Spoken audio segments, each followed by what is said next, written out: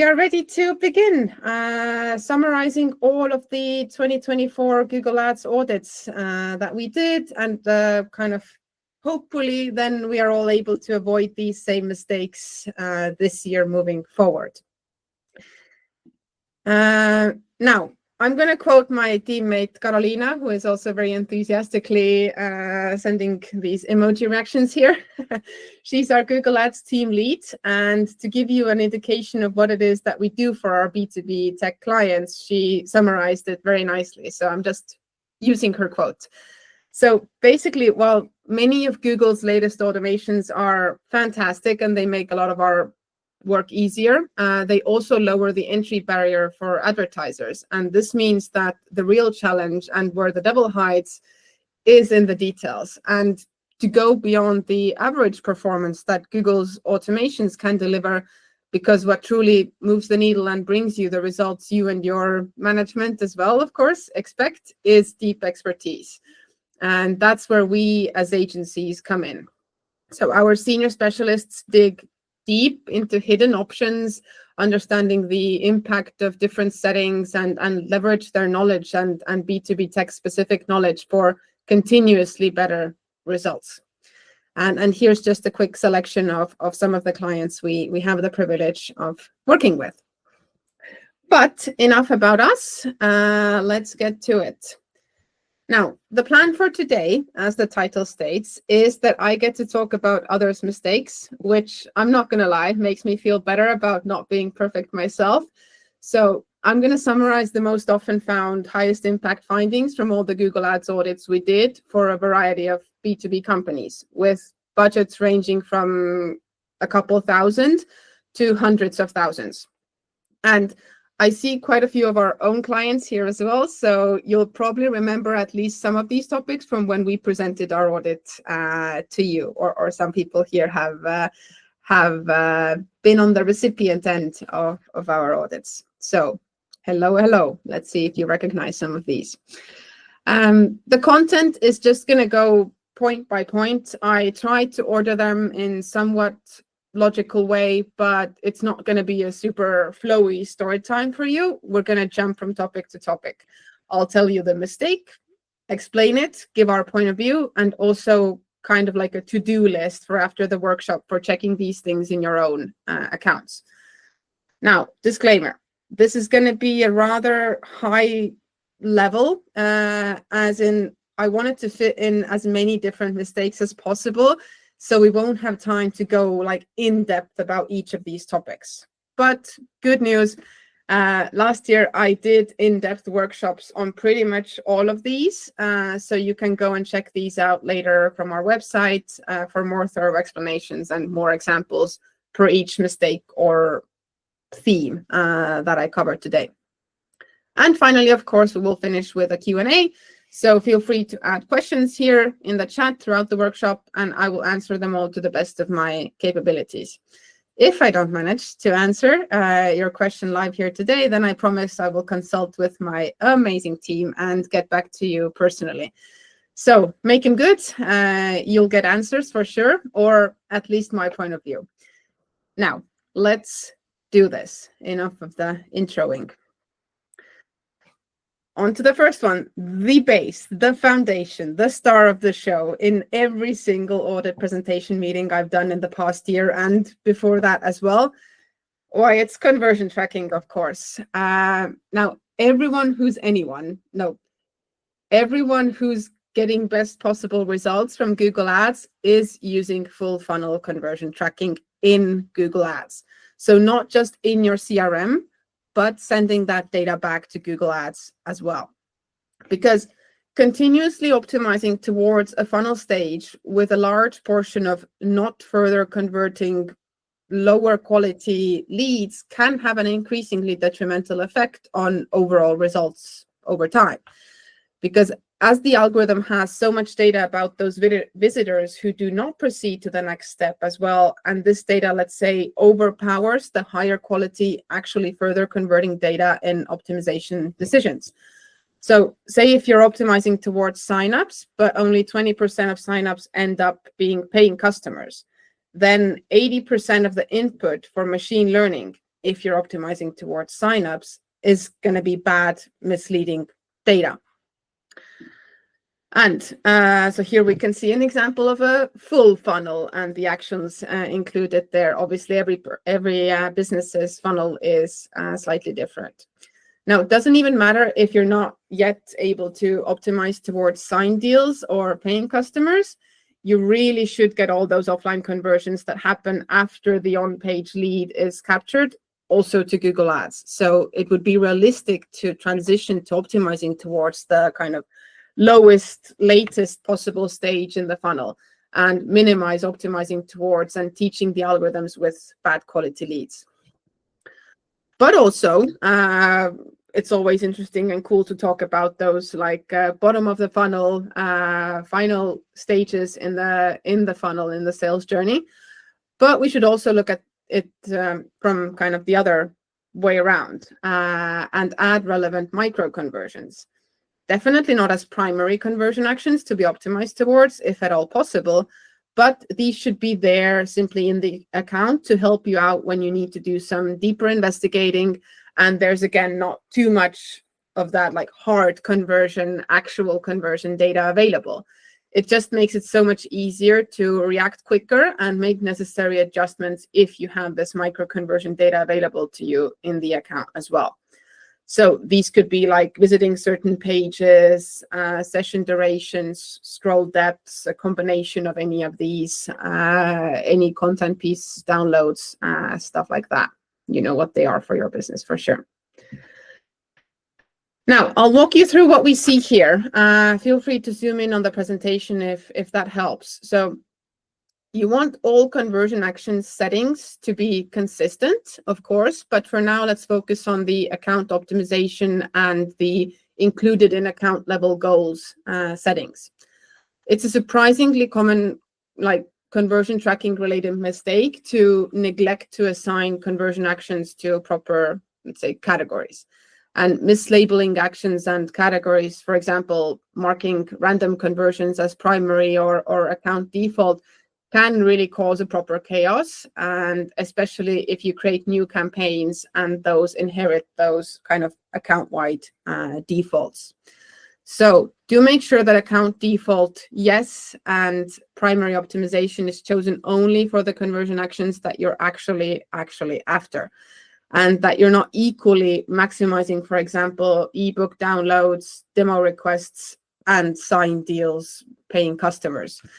That would be a mess. And if you don't differentiate between them for Google, then of course it's going to end up getting you the ones that are easiest for it to bring to you. So Google's going to do what you tell it to do. So you have to give it precise, good instructions. Now, example time to illustrate this point. You don't want to be doing this, that you're equally optimizing towards conversion actions with such a significantly different value to the business.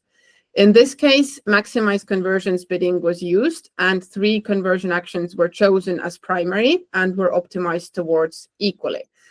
The actions being signups, 30-second sessions, and sessions with over 75% scroll depth. Now, of course, it's easiest for Google to bring the 30-second sessions when compared to signups, for example, and it will do exactly that. And we can't blame it because this is exactly what this setup is telling Google to do. So please be mindful of the conversion action settings and which campaigns are optimizing towards what, and also what bidding strategies you're using. We are getting to that as well in just a sec. So the kind of to-do items, action items for this point, for after the workshop, please, when you get the slides or note this down or take a screenshot. Basically, go and check the conversions in your account. This can very much be a set and forget type of thing that has been set up a while ago and then it just isn't dealt with, but the account is already attempting to scale up, budgets are becoming significant, so it is worth reviewing what you have in there because that is the actual base and foundation for the entire account. So check the conversions. Do you have the full funnel covered? Are the conversion action settings relevant and consistent?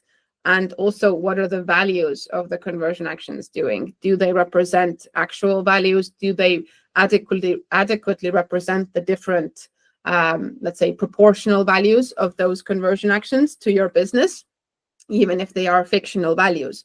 Then if you assign values for different funnel stages, those values should reflect the like proportional conversion rates between each stage. And as mentioned, values can be fictional as well. It's just signals to Google if you're using value-based bidding. Okay, dokie. Next, if you're in B2B, then even if your account setup is in general all well and good, I can still very confidently assume that you don't have vast amounts of rich conversion data available about the ideal paying customer, which would be the ideal scenario to optimize towards. And because this is what the machine learning that is supposed to bring us results feeds on, this data, it should be our aim to maximize the available data and also feed the algorithms as rich guiding signals as possible. So enter using first-party audiences as observational. Basically, first-party audiences are something that Google by default doesn't have access to. It has access to all of those in-market audiences you see in the account, the affinity audiences, because those are Google's own signals about users. But what Google doesn't have access to by default is how the users have interacted with your business. Are they paying customers? So your remarketing lists and your customer lists. So this is just a random example, random list, by no means comprehensive. I just took something to have something visual for you guys to accompany my long monologue. But basically, what you should do is have your first party data, your remarketing lists, your customer lists added as observational to your search campaigns. This way, these are extra signals for Google's bidding algorithms. And Google uses these audience signals kind of like data groupings, I like to call them. So whenever a new person does a search, Google can compare that new person to some of your existing data groupings, knowing their conversion rates, and then predicting, okay, how likely is this new person to perform similarly to one of these audiences that we have. And this will help make a much more informed bidding decision. So super valuable. I very often see it not in accounts at all, or kind of added a tiny bit only. Some audiences are there. There may be broken old ones, not updated customer lists, things like that. But this is a huge step that we can do to kind of shortcut a lot of the learning process in B2B accounts, where there isn't vast amounts of data available for the algorithms to kind of learn on their own. So we want to help them, adding observational audiences. So the to-do for this one, again, for after the workshop, add the first-party data, the first-party audiences to your accounts. So remarketing lists, customer lists, and also make sure that you have added them as observational to your campaigns as well. Google has gone back and forth about this, whether you need to have them like attached to the campaigns for Google to be able to access those data points, or whether it's enough to just have them in your accounts. And literally it happened like back and forth multiple times. So we just stopped following that whole drama and decided that we're always going to add them to search campaigns as observational, just to be safe, that they are for sure accessible for the bidding algorithms. Good recommendation for you guys as well. Okay, powering through here. Next, mistake or finding we see very, very commonly. And you might have heard me talk about this before, because I talk about this a lot. I fully acknowledge this. It is becoming one of my, I don't know, passion topics or go-to topics in pretty much all audit presentations. Carolina knows what I mean here, sending some hearts. So to help explain the impact of portfolio bidding versus individual campaign level bidding, I am reusing this visual, which you may have seen if you have participated in some of my previous workshops before. Hypothetical visual example. The two light blue circles symbolize two separate campaigns. One is a campaign consisting of competitor keywords, and the other campaign houses general keywords relating to your product or service. Very common setup we see in B2B. And for the sake of this example being slightly easier and showing that it even works in this kind of a scenario, both of these campaigns target CPAs are 17 euros. And right now, the CPA target, the bidding target, has been set on campaign level, so individually for both campaigns. When having a target CPA of 17, that means that some portion of the conversions captured will cost less than 17 euros. Some will be really quite a lot cheaper than the target, and some will cost more than the target of 17. But this is okay, as they still average out to be 17 campaign-wide. And your campaigns are delivering you conversions within the target of 17 that you set on campaign level. So some conversions will also be too expensive to kind of fit into the mix, meaning that we can't capture them because otherwise the average CPC of the campaign would already, not the CPC, sorry, CPA of the campaign would already exceed 17. But this is where we can notice an issue, or, well, looking at it glass half full, potential for improvement. In the general keywords campaign, some of the conversions that we are capturing cost us 40 euros and even 50 euros. But in the competitor keywords campaign, we're not capturing 40 nor 50 euro conversions.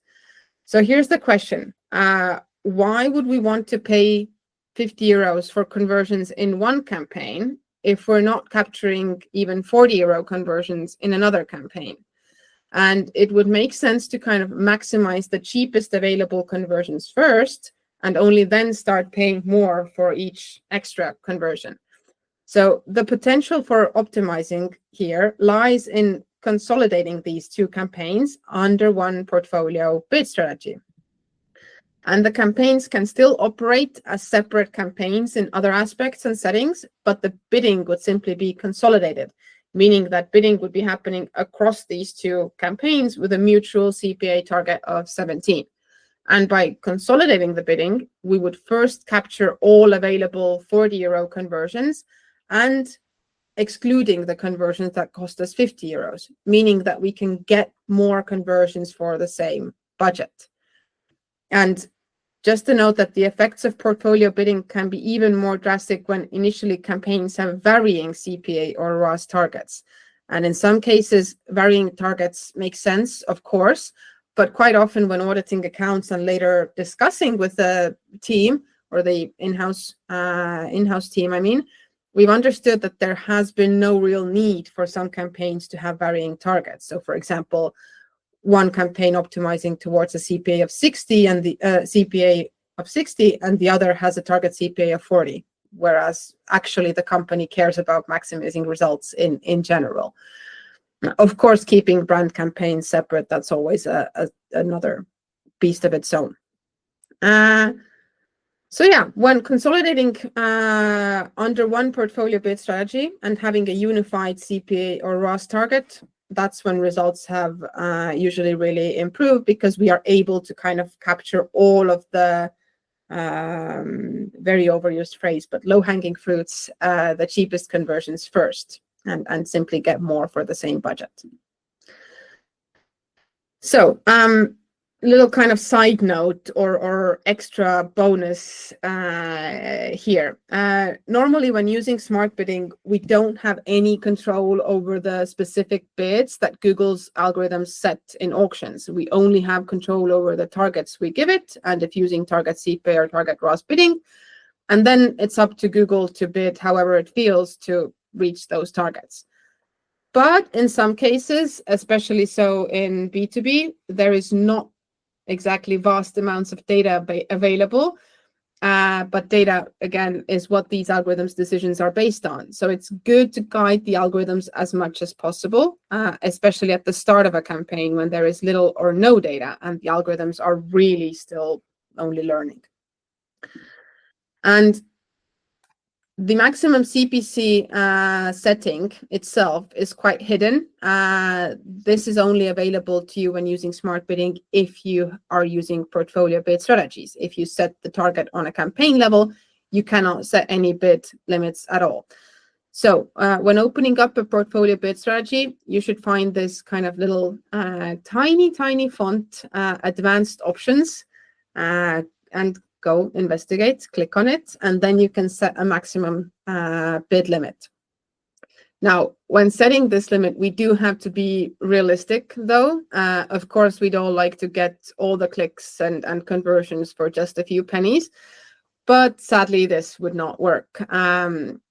As it's the whole point of smart bidding to bid more on highly likely converters, we still have to give it freedom to make those fluctuating bid decisions. And we should just figure out what is our threshold for how much we think Google can predict conversion likelihood, and how much are we willing to pay for those more aggressive little tests of going after some very highly likely converters. Now, I did a walkthrough of coming up with these limits in our budgeting and bidding workshops. So shamelessly plugging this in here again, go check that out if this is an interesting topic for you and you haven't really looked into portfolio bidding yet. Second thing to keep in mind, or kind of second little bonus note here, is that when you have this kind of consolidating goals across campaigns mindset, you could also consider shared budgets. Shared budgets do a similar type of consolidation as portfolio bid strategies do for bidding, but for budgets, as the name says.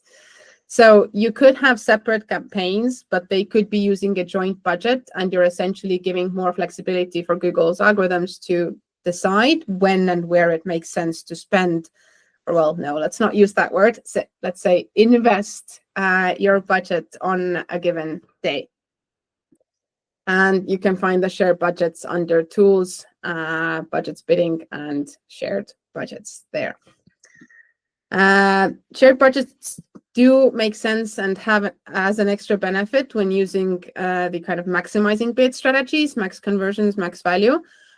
Because then the algorithms can use the portfolio bidding and shared budgets set up to maximize conversions or value across all included campaigns and capture the most affordable conversions first from whichever campaign they are currently available from, and not run out of budget for one campaign when more cheaper conversions could be captured from another one.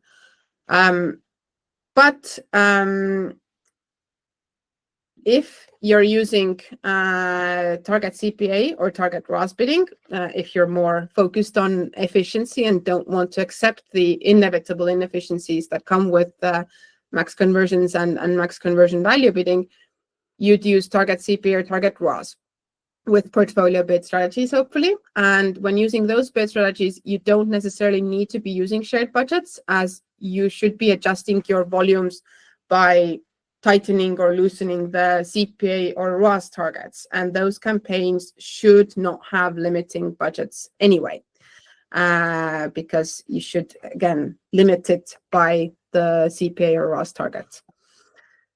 So with target CPA or target ROAS bidding, we actually view it kind of as like a safety measure to purposefully keep budgets on a single campaign level.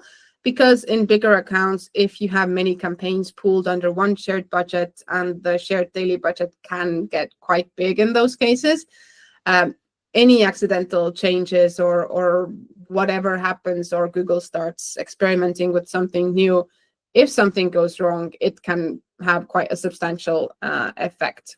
So shared budgets make sense if you're using max conversions, max value bidding, but not necessarily if you use target CPA or target ROAS, because you should not be limiting volumes with budgets then anyway. And to-do action items for this topic, consider using portfolio bid strategies. Ask yourself the questions, which campaigns optimize towards a common goal? Consolidate them under a portfolio bid strategy, and also consider adding maximum CPC limits. I have found some very interesting insights from search terms reports about some of the crazy aggressive bids that Google has gone for. So when you look at that search terms and order it by CPCs, you can get a good indication perhaps where your risk tolerance threshold is and where you want to set that limit as well. Let me think. I think I had one little thought about this as well. Did I lose it?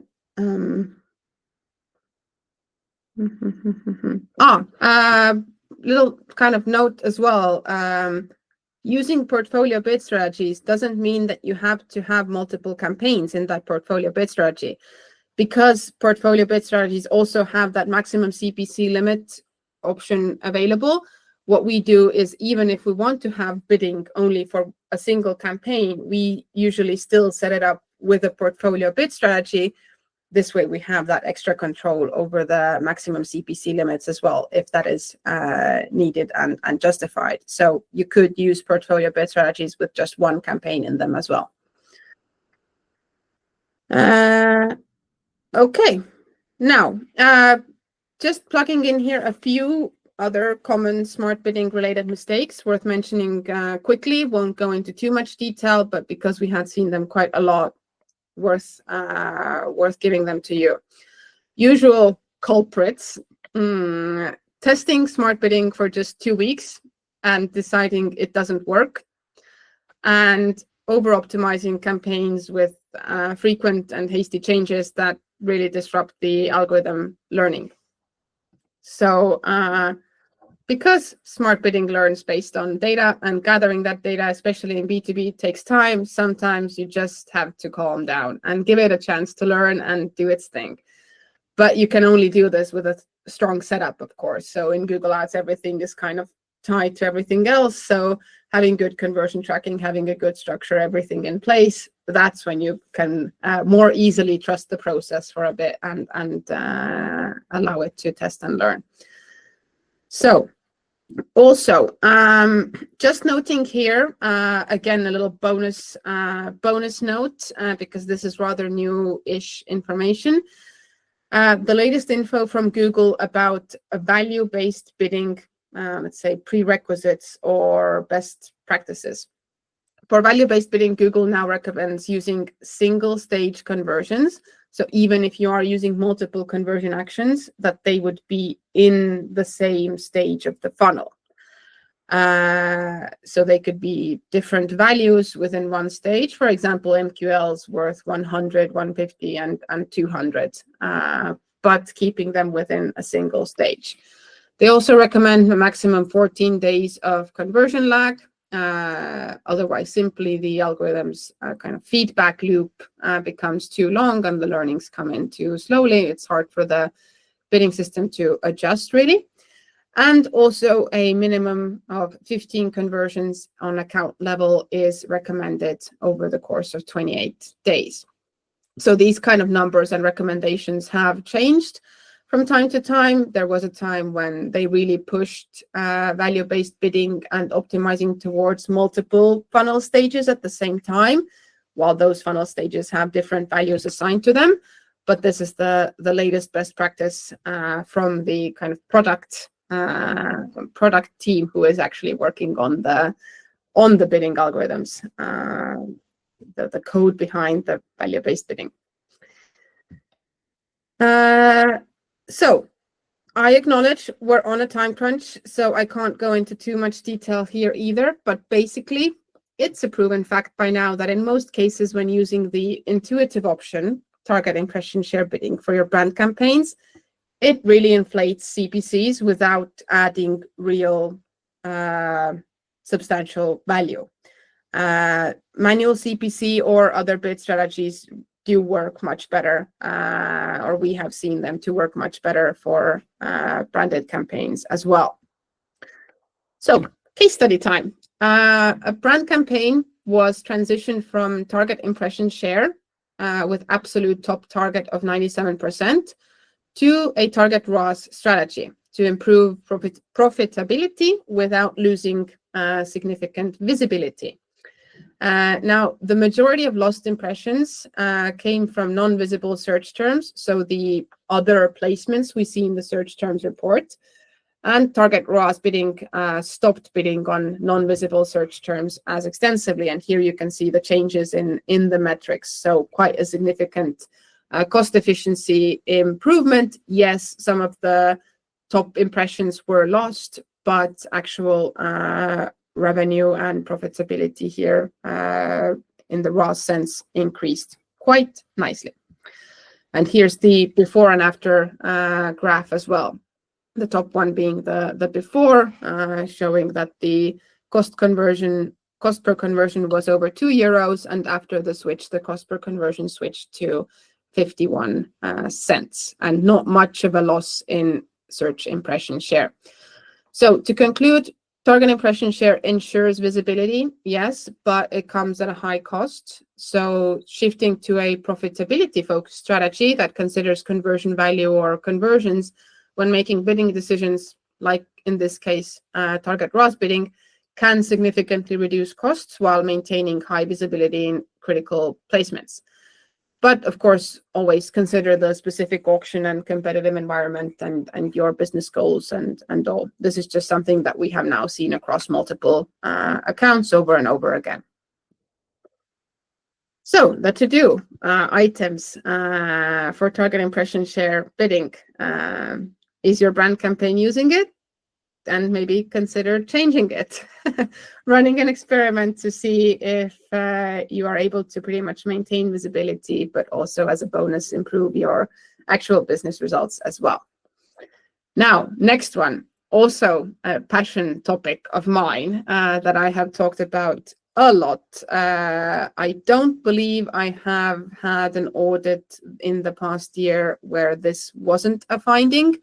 I might be wrong, but either way, it's such a common one that even if some accounts weren't struggling with this, it was very few, if maybe only one.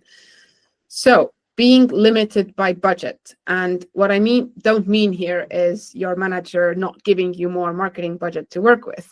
What I mean here is keeping it in the Google Ads account context and looking at search lost impression share by budget. So I have grayed out the other metrics, but quickly, search impression share is the impressions that you received divided by the estimated number of impressions that you could have received.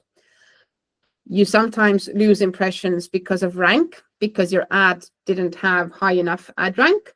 And in other cases, you lose impressions because of budget, simply because you did not have enough budget anymore to show more ads.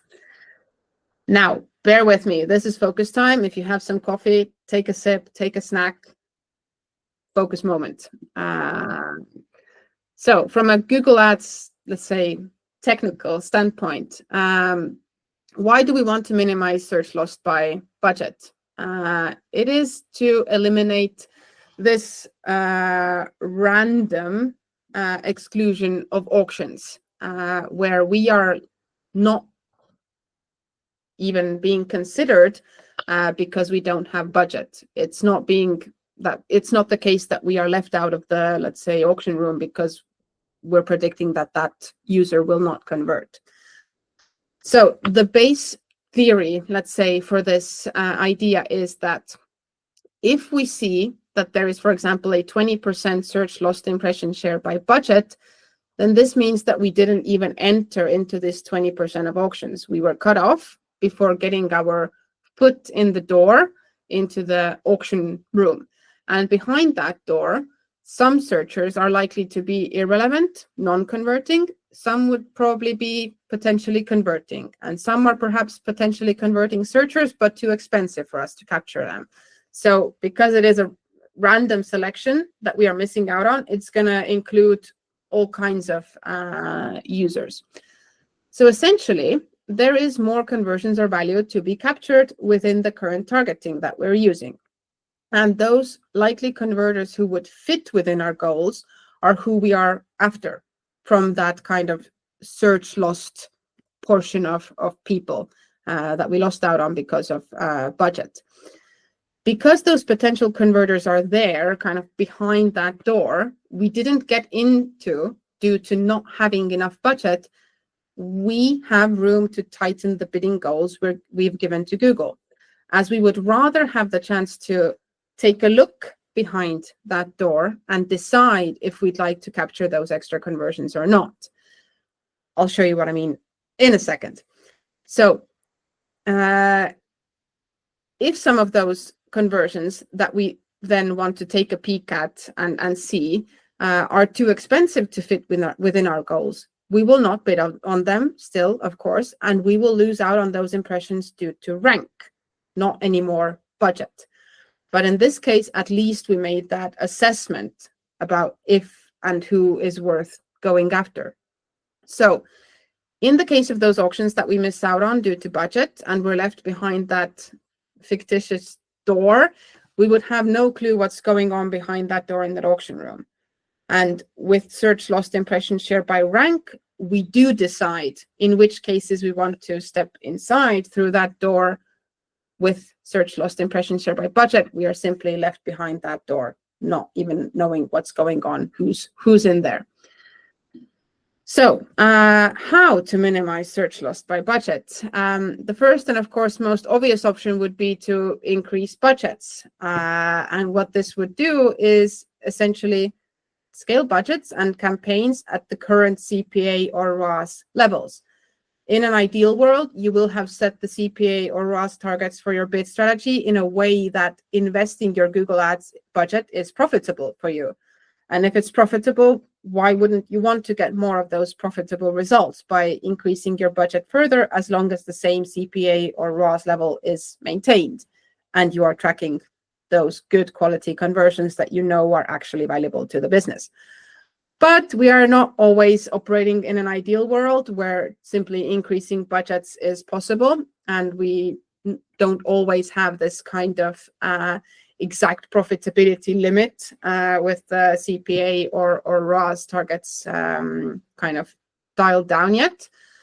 So second option, let's say you don't have any more budget available, but you would still want to increase the results. This is the most common, let's say, need I hear in the calls that we do. As search lost impression share by budget is essentially an indication that there's still potentially more conversions or value available out there, another option would be to, as I mentioned, tighten your bidding targets. So meaning decreasing CPA targets to get more conversions for a lower cost per conversion, or increasing ROAS targets for more conversion value per every invested euro or dollar.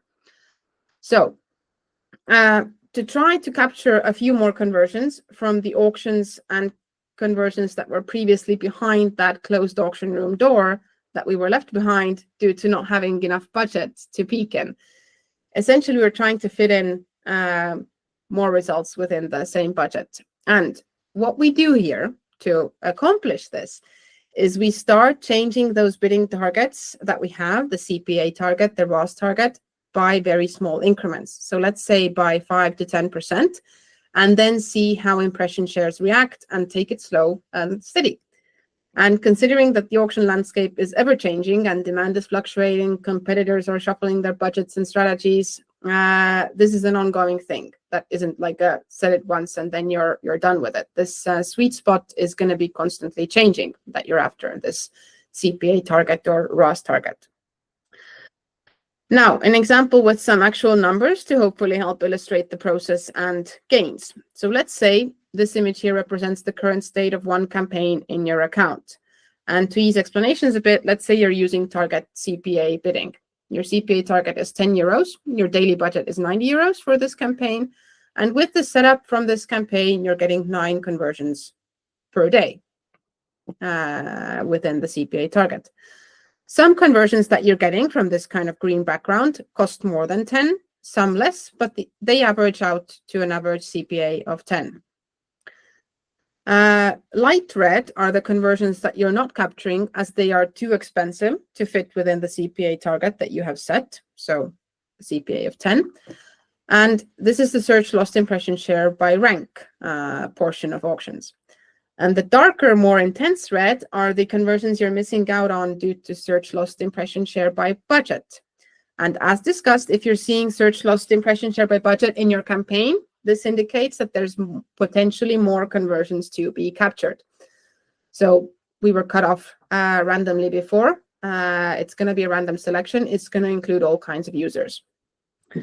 Some of those conversions that we're missing on due to budget are going to have a CPA which fits within our CPA goal, and some wouldn't fit.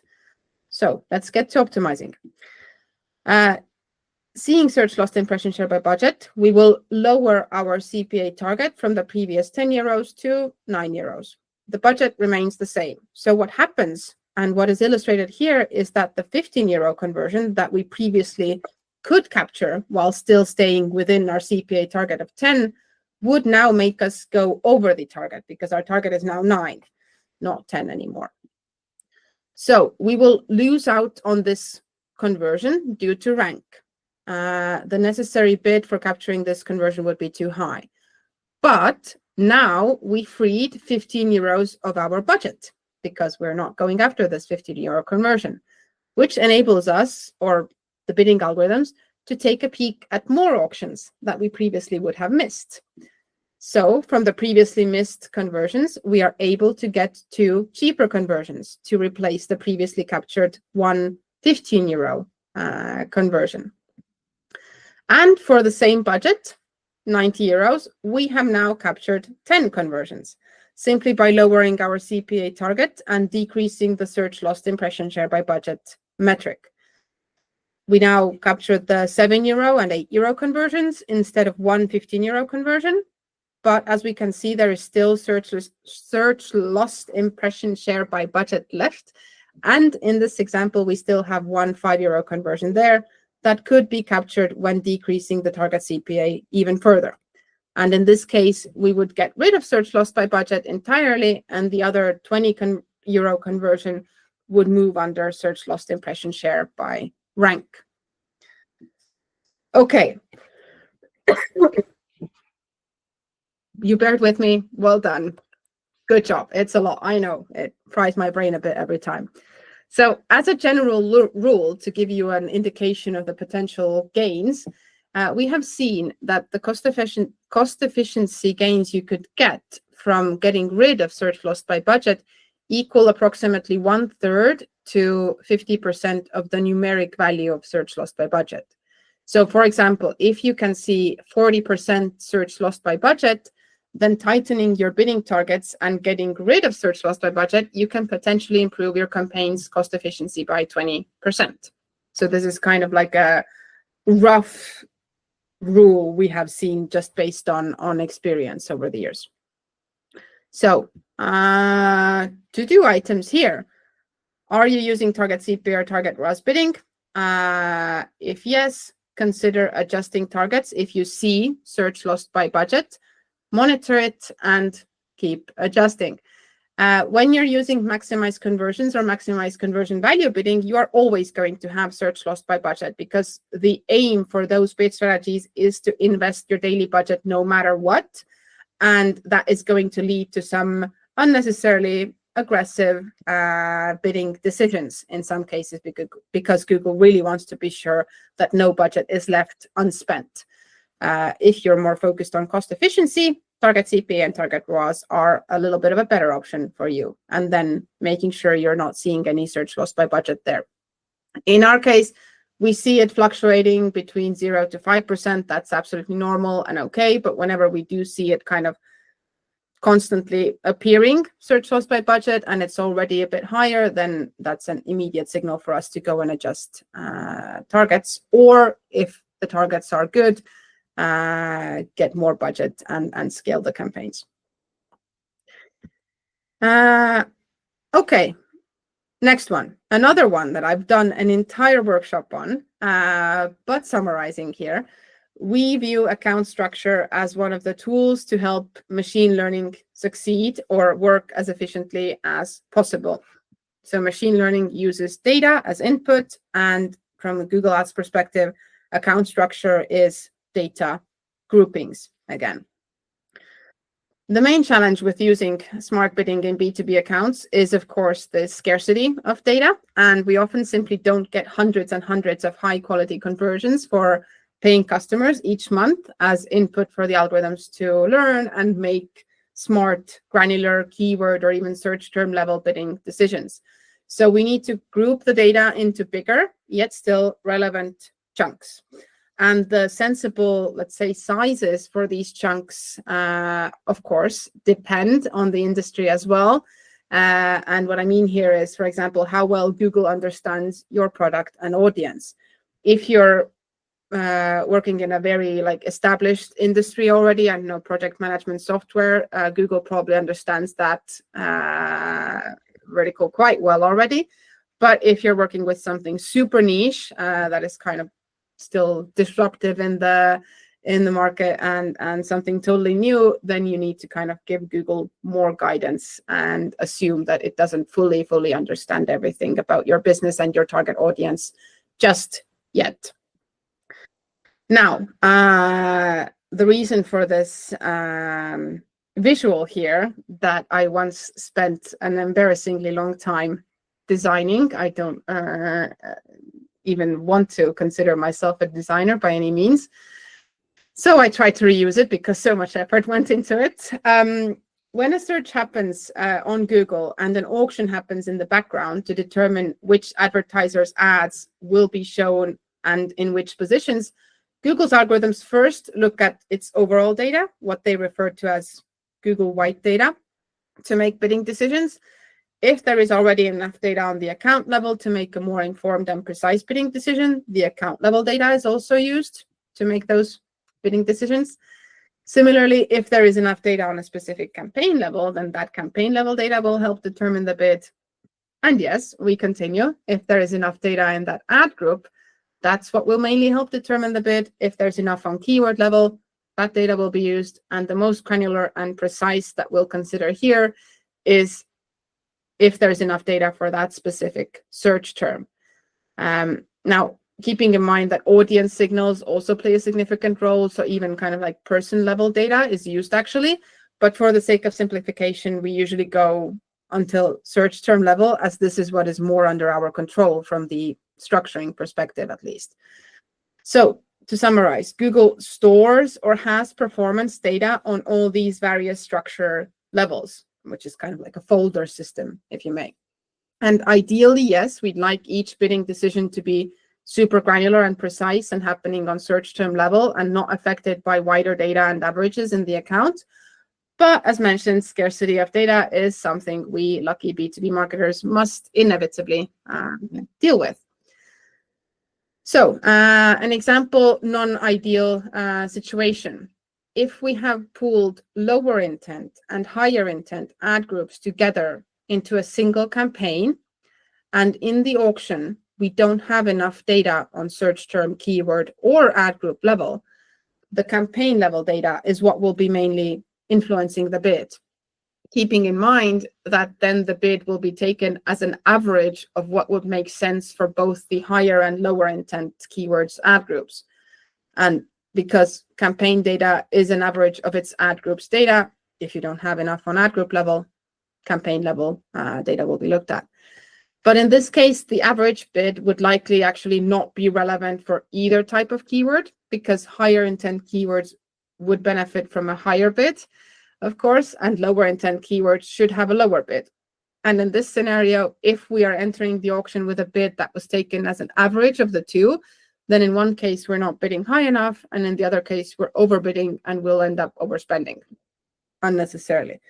So the intent behind the keyword could be one of the things to keep in mind when making these structuring decisions. But again, whole workshop on this structuring topic where I go into a lot more detail. To do items for structuring or things to think about, look at your campaigns, ad groups, keywords. Do you have single ad group campaigns, which is a no-no because you are then losing out on the one of the, let's say, structural steps up because your ad group data is going to equal campaign data. And if you don't have enough data on ad group level, that also means you don't have enough data on campaign level. And the next step is that the whole account average data is being looked at, in which case all of your brand campaigns, your competitor campaigns, your different whatever campaigns you have in there, the average across all of those will be taken for the bidding decision. And again, averages are not always the best way to go in all cases. Just reviewing, are all levels grouped relevantly? How many impressions, clicks, and conversions do you have per structure level? So going too granular really isn't ideal anymore, because we are using smart bidding, which relies on or operates best in big data group environments. So asking yourself the question, can you consolidate? Of course, keeping things separate when it's really needed and makes sense, but in general, we should have this kind of consolidation mindset. Now, next one. Still surprising to me how common this one is. Having search partners run wild on your search campaigns, and sometimes also having the display network enabled in search campaigns. Now, search partners, yes, debatable. Display network in search campaigns, objectively a big no. These are these two tick boxes in your campaign settings. And search partners are sites in the search network that partner with Google to show ads and free product listings. This is what's stated in Google support materials. And they extend the reach of your search ads to hundreds of non-Google websites, park domains, as well as YouTube and other Google sites. And some examples include, as I mentioned, YouTube, Google Maps, Google Images, Google Shopping, other search engines such as ask.com, Lycos.com, and dogpile.com, and search results and product pages on partner sites like Amazon, Walmart, Target, things like that. So whenever it's another website, not Google, where you see Google search ads pop up, that's then a search partner. Unfortunately, there's not a comprehensive list of all of these anywhere available publicly. So we don't fully know exactly everyone who is included there. Now, let's take a look at two campaigns. I have added the network segment to show you what's going on behind the scenes. And this really has been a finding, again, in almost all audits we did in the previous year. Not all of them, but considering already the budget ranges being quite substantial, it has been very surprising that something like this has been going on in the accounts, and it has been a few click fix for these businesses. So go to your campaign view segment and add the network segment. And as we can see, let's look at the first campaign here. Out of the first campaign's total spend of 5,300, only 1,800 euros actually went to Google search. And 1,200 went to search partners in the first campaign's case.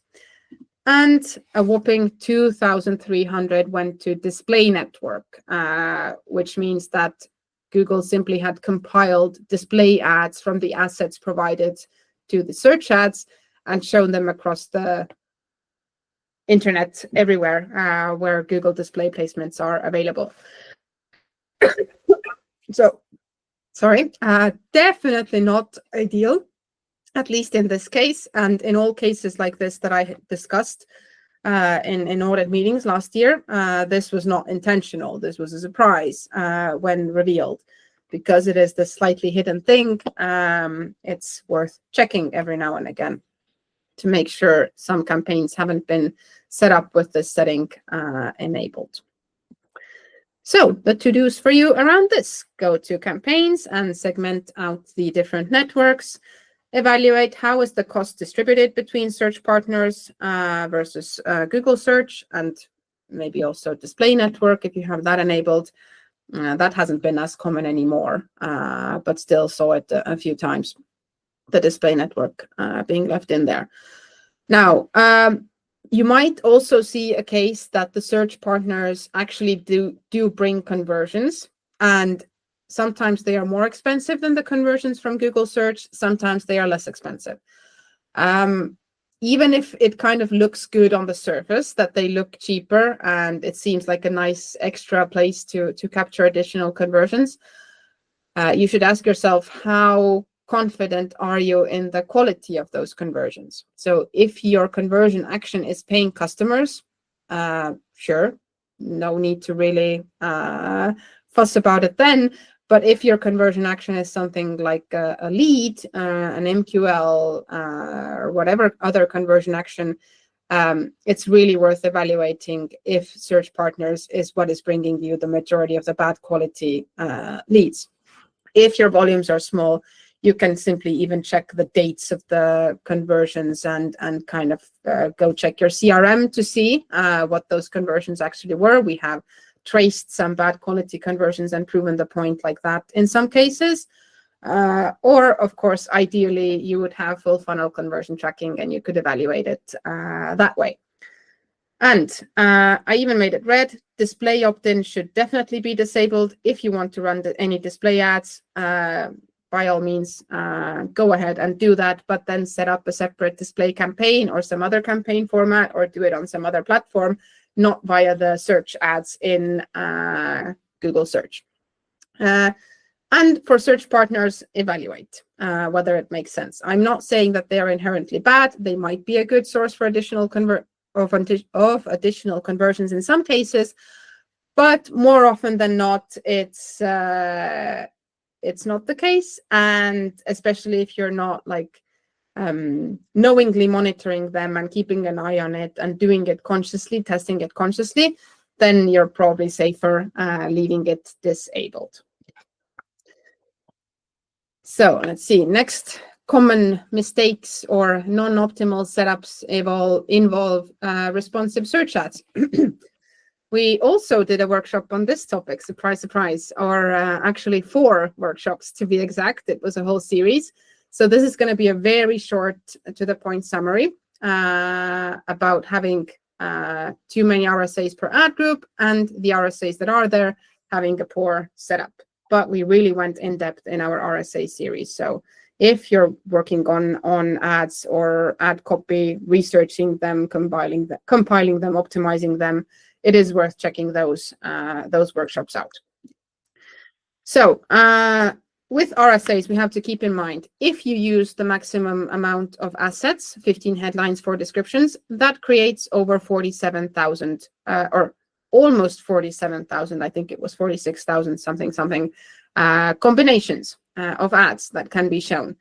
And in B2B, I am yet to see an account that has enough data volumes to sufficiently test 47,000 combinations and reach statistical relevance about most of them in an ad group level. So not even account level in one single ad group. So why kind of slow down all of the learnings and simply kind of stay in a constant state of learning where you could maybe handle the setup a little bit better, especially in B2B again.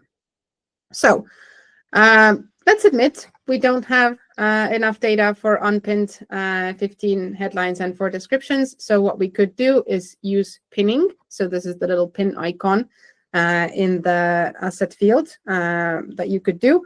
One thing that is sometimes comes as a surprise is that you can pin multiple assets to a single position. So this way you are still testing between multiple variations, but you're not testing 15 variations for headline 1. You are only maybe testing a few variations in that single headline position.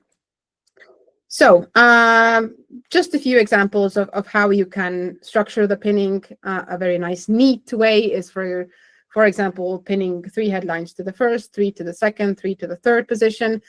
Google is very rarely showing 3 headlines, to be honest. It is more and more even leaning towards only showing 1, in which case we are testing if we pin headlines to the second position, if we can kind of force Google to show 2 headlines more. But it's really hard to assess whether it's making us kind of lose out on some potential impressions where Google would have wanted to only show 1 headline. So anyway, when we reach any conclusions on this, it will surely be all over mine and Karolina's LinkedIn and maybe even a workshop, who knows. For now, just keeping in mind that 3 headlines are rarely shown, but pinning either way is a good option to kind of decrease the number of variations very substantially. You could also do something like pinning only to the first position, leaving the other ones open. There is no kind of strict rule here. The general idea is that you don't need that many variations, and you don't even need probably 15 headlines. We rarely use 15 headlines in an RSA. Rather, we focus on quality over quantity of the assets. So also a mistake I see, or not mistake, maybe just potential thing to improve slightly, is that not all angles of ad copy are being used. So what I mean here, we have structured them like so brand messaging, social proof, calls to action, price comparisons, features, benefits, competitive advantages, and keyword theme focused headlines that are ad group specific. So the one I see missing most often is social proof. Call to actions are usually there, but they could, in most cases, be a bit stronger. And competitive advantages are also something that could use some work. This is a bigger kind of business topic in general, which sometimes is tricky to figure out in a nice, compact, clear way, and it requires more input from the kind of like whole marketing team in general. So not only useful for Google Ads, of course, once figured out, but those are the ones I see most often missing. And final one about RSAs is simply unnecessary duplications. So if you add those 15 headlines, if you don't do any pinning, what often happens is that you just want to add all kinds of things that come to mind, but you forget that those headlines can then be combined in any possible combinations and orders. So an example here that I just randomly found when Googling around is using the very limited headline space that we have to basically say the same thing in 2 headlines. Sometimes the duplication has even pretty much been word for word. Here, at least there is some variation, but I'm sure we all agree that there could be more variation here, and we could use the second or the first headline to maybe highlight some additional value to the user and guide them in their decision making. So the to-do for RSAs, review your assets and combinations. Go find the combinations report as well to see what combinations have been shown. Is there any unnecessary or weird looking duplications? Make sure that you have unique high quality assets that can be combined in any way and order. And also it's probably going to be useful and relevant to decrease variations with pinning if needed, and also not having 15 headlines. I'm quite sure you don't need necessarily 15 headlines. If you can have 6 to 9 really strong good ones, that's usually a better option than 15 random ones. Okay, now pause for impact. Negative keywords are more critical than ever, with broad match dominating the game. This was Karolina's quote again. So especially for niche B2B companies where Google doesn't fully adequately understand all the searches and their intent right off the bat, search terms review and adding negatives is probably the least exciting part of managing a Google Ads account, I know, which is why it gets so easily overlooked. But the impact it has should outweigh the tediousness if you have chosen this career path for yourself. So just power through it every now and again. Really do review those search terms, see what's happening, figure out some relevant filters for yourself to make the review a bit easier. There's some insights definitely hiding there, some learnings about how users search, maybe about their pain points, things like that. So do not neglect search terms review. And just a side note as well, or kind of like news section, I guess. Google now covers misspelled variations in negatives as well, which they didn't used to do. So whenever you had a new misspelling, you had to add that individually as a new negative keyword. So now you don't have to do that anymore. Also, misspelled search queries are reported in the search terms report with the correctly spelled search query now, which makes the report look a lot cleaner.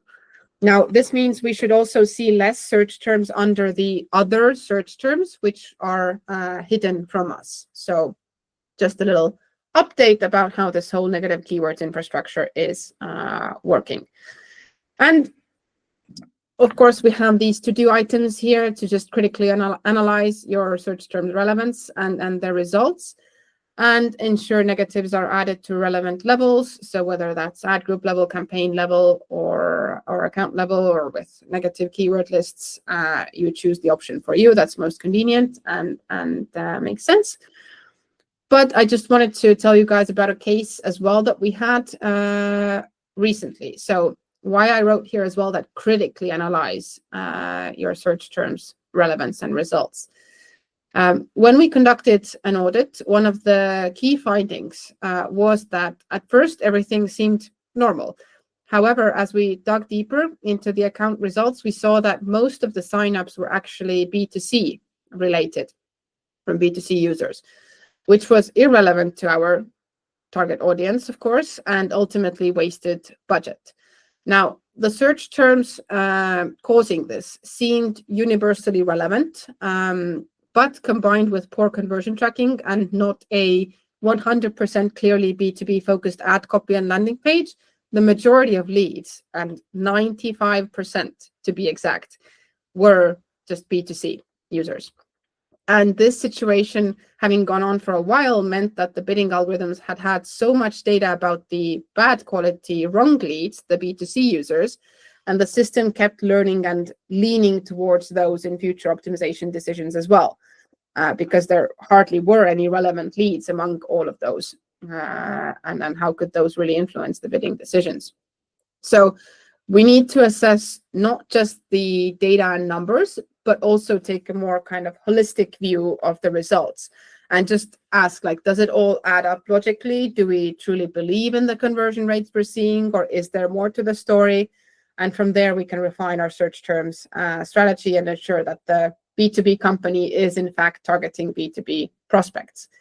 Again, all of these things are a lot easier, and you're not let's say, exposed to these types of risks as much if you're using really, really good rich conversion tracking, and you have this data about who your actual paying customers is, who are your SQLs, MQLs, not just the contact form fills from the website. But we don't all have that, as I've seen from the past audits. So just having that kind of overarching critical mindset, critical thinking hat on at all times is what's helpful as well. And with this, we've reached the end of today's workshops. You tell me what your key takeaways were. It was pretty much point by point. I hope each one of those points was a key takeaway in one way or another. And I hope you have something to take away from here. But what I do want to leave you with, a thought here, is that if Google Ads is a key channel for your business, auditing accounts at least once a year, whether you do that yourself, you have a partner, you have a freelancer, you have a friend who does Google Ads, you have your own agency, request them to do a thorough audit, or you get a second opinion from a second agency just for the purpose of the audit.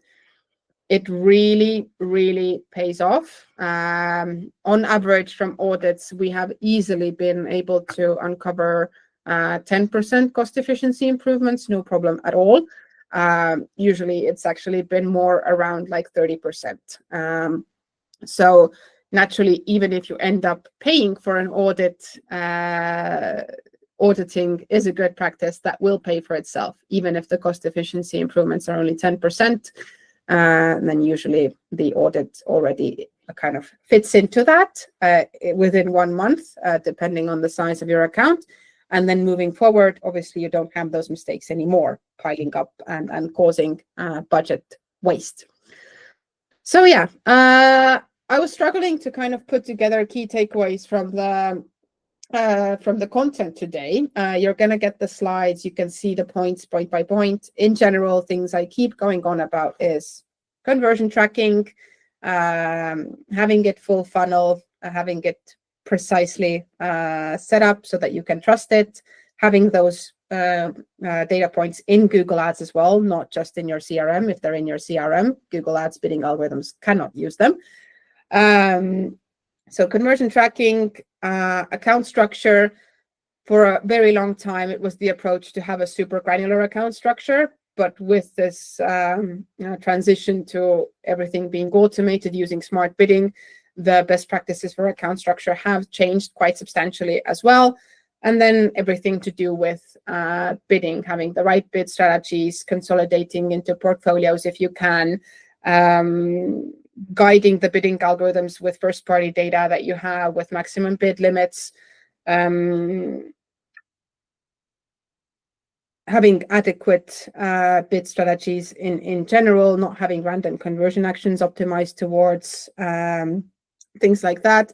And with RSAs as well. That is why we did a four-part series, because we saw a lot of kind of mistakes or confusion around that topic. So simply having even too many RSAs. I'm not sure I even mentioned it today. I talked about the variations in one RSA, but one thing for sure is don't have 2 RSAs per ad group, because in B2B, you're not going to have enough data to even start like receiving statistically relevant conclusions across 2 or 3 RSAs in one ad group. So 1 RSA only, and then further limiting the combinations within that RSA. So yeah, this was the workshop. Thank you so much. Before I take a look at any questions posted in the chat, I would like to remind you that I'm sending out the report on Monday, the latest. And also, pretty please, I am sending you the feedback form. Would love to hear your thoughts. It's a super quick one. Really appreciate it. This will simply keep me motivated to keep doing this to myself. I'm preparing for these workshops. Not easy, but always when I'm doing them, it's fun. So give me your feedback there. Can be as harsh as you'd like. Okay, so we have some AI meeting notes being active in the chat here. Yes, we are recorded. We will be sharing. God, you guys are good with using AI, taking notes for you. Good stuff. I hope my pronunciation was good enough for them. Okay, question. Using shared budgets. Per default, Google split equally the budget over the campaigns. There is a way to influence it, focus on performing campaigns. If you're using shared budgets, Google does not divide them equally. So if you have 2 campaigns and you have a shared budget of 100 euros across those 2 campaigns, it is not going to give 50 euros to one and 50 euros to the other. It's going to allocate the budget based on the search volumes and whatever bidding targets and everything you have in there. So the whole point is that the budget is then going to be flexible across the campaigns that you choose to add into that shared budget. I hope this answered your question. Now, a question from Ramona. Is it a good practice to start portfolio bid strategy right away when starting campaigns, or after some time, for example, a week, a month? In general, one of the big perks of using portfolio bid strategies is that you're going to have more data pooled into the bidding decisions because you have multiple campaigns data in there. So if you are wanting to go the portfolio bid strategy route and it makes sense for you for multiple campaigns to have a single unified goal, then I would set up the portfolio bid strategy straight away because you are then already starting to gather data into that one pool of data from the get-go. Okay, a question from Monique. When using max conversion value bidding, the product team stated that ideally we focus on one conversion or one conversion per goal type. It doesn't necessarily have to be one conversion, but the latest recommendation is that if you use multiple conversions, that they would be on the same level of the funnel. So you wouldn't have conversions included in bidding that are, I don't know, pricing page view, contact form fill, MQL, SQL, paying customer. Rather, you would have maybe all of your conversion actions that you optimize towards be on a single level of the funnel. So on the MQL level, for example, or on the contact form fill level, if you have multiple different forms that you are using. So not necessarily one conversion, but using conversions from a single stage of the funnel is what I meant. Okie dokie, and no more questions. I will stay here for a few more minutes if any of you come up with anything else. But if not, then I thank you very much for your time. It was a blast as always. And I will be sending you the recording in your inbox, and keep an eye out for next workshops as well. We have some cool stuff planned for this quarter ahead. So again, thank you. Please fill out the feedback form and see you in one of the next ones. Bye-bye.